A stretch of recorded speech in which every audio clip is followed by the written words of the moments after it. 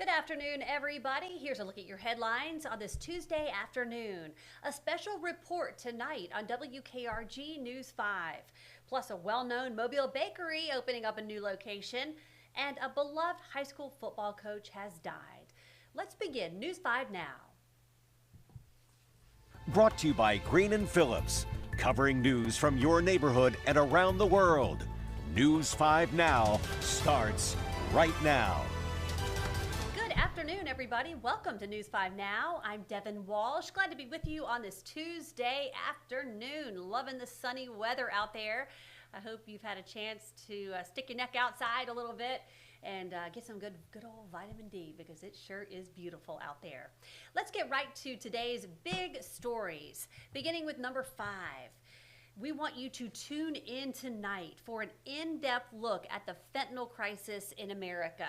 See some of the innovative strategies being used to tackle this emergency. Watch our special, The Next Generation, Breaking Fentanyl's Grip, at 8 here on WKRG.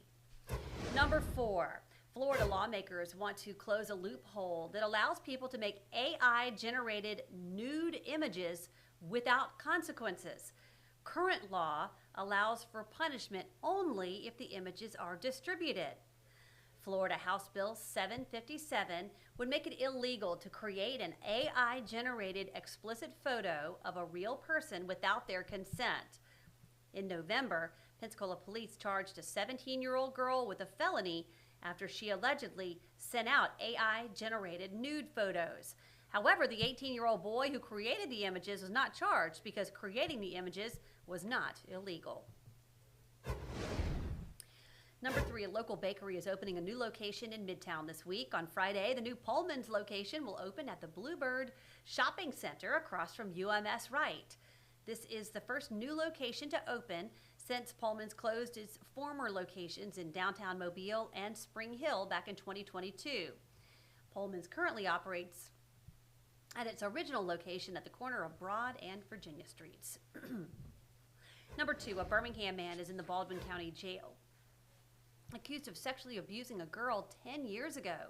Investigators arrested 35-year-old David Anderson on Friday after the victim, who is now a teenager, came forward.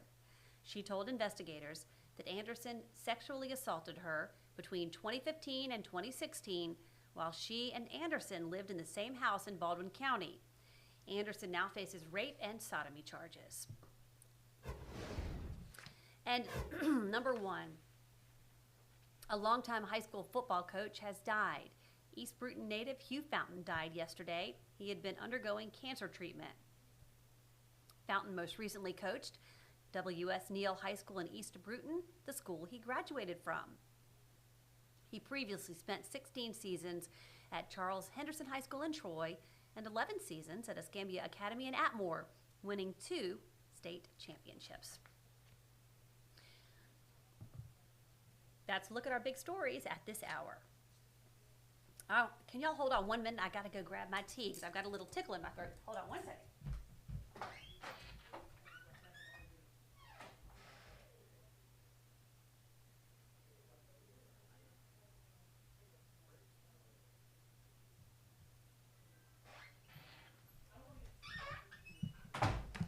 Okay, everybody, sorry about that.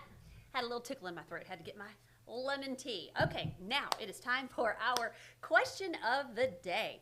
And this is an interesting question, and I'm interested to see what you guys are saying about it. What is one documentary that really stuck with you? What is one documentary that really stuck with you? All right, so let's see what you guys have to say about that. The Food That Built America, says Chip. I haven't seen that one, but I've heard about it. Gwendolyn says 11 minutes about the mass shooting in Las Vegas at the Country Music Festival. Joanna says Forks Over Knives. Shanna Harville says Newtown documentary. I've not seen that one. And Earl, I agree with you on this one. He says, I really like rockumentaries like Rush and REO Speedwagon. I'm trying to think, you remember that show on VH1 that was like Behind the Music? It was either on VH1 or MTV. Can't remember which one. But I used to love it when they would profile different artists and rock bands. That That was always really interesting. Linda, I remember this one from a long time ago, Hidden America, Children of the Mountains by Diane Sawyer. So that's interesting. Christopher says, Netflix Making a Murderer, the Stephen Avery case. So there are a lot of really great documentaries on different networks. So if you're looking for a new one to watch, maybe go ahead and read all the comments. We've gotten quite a few comments on our question of the day, and maybe you can get an idea for what you want to watch next. Okay, everybody, let's get to our poll of the day. And I imagine that this is going to be an overwhelming yes for a lot of people. Do political affiliations impact your relationships? Yes or no? Yes or no? Let's see what you guys are saying. All you got to do is vote, but if you want to comment too, you can. Obviously, Megan says, I'm informed and empathetic. Dee says, some insist we can't be friends. Some, we are not. Others, we agree to disagree, which is preferred. No. So yeah, anyway, go ahead and tell us what you think. Do political affiliations impact your relationships? Yes or no? And I mean, I will be honest with you. I have to sometimes just say, hey, we're not talking about politics. Let's just agree to disagree. Let's just not talk about politics. It's a lot better. That way nobody's arguing. Let's just take that topic off the table at the dinner party or the party or wherever. Just agree to disagree. Sometimes that's the best.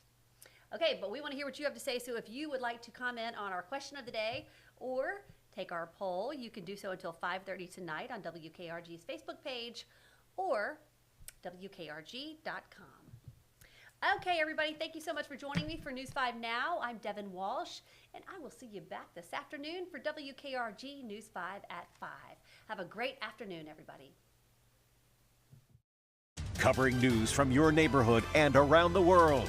You are watching News 5 Now, brought to you by Green & Phillips.